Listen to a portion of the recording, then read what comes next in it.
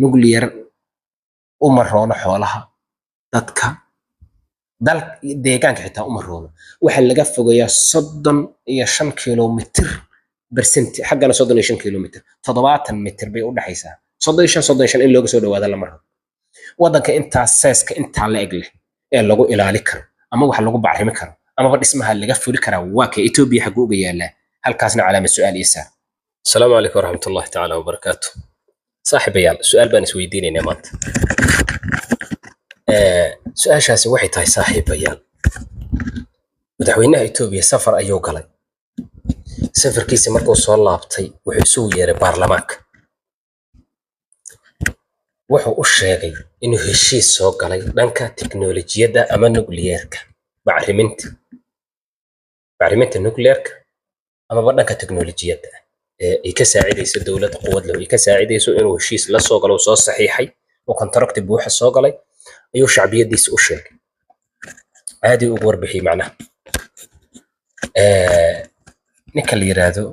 Uhuru Kenyatta heshiis ayuu soo galay isna caalamka dawladaas waaweyn dawlad kamid oo la soo galay wuxuu u sheegay baarlamaankiisa markuu hor yimid wuxuu u sheegay inuu soo galay qandaraas ama heshiis oo qandaraas ku siiyay shirkad wadamada laga leeyahay heshiis inuu la soo galo soo saxiixay macdanta qaaliga ah soo saaraysa iyo dheemanka su'aal baan isweydiinaya halka calaamad su'aal inoo saar wadanka Kenya intee macdanta uga jirtaa waa dawlad aan la gumaysan ana weligeed burburin dagaal ana soo marin dawlad quwad la ah caalamka uu ku dhan yahay xafiis caalamka dawladaha caalamka ah xafiis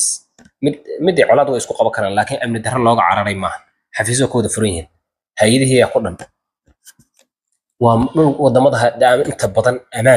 amaanka loo doorbido loo cararo la aado isweydiin 2025 shirkadaas qandaraaska la soo galay xagga dheemanka ama soo saarista macdinta maxay tahay macdintu intee uga jirtaa dalka Kenya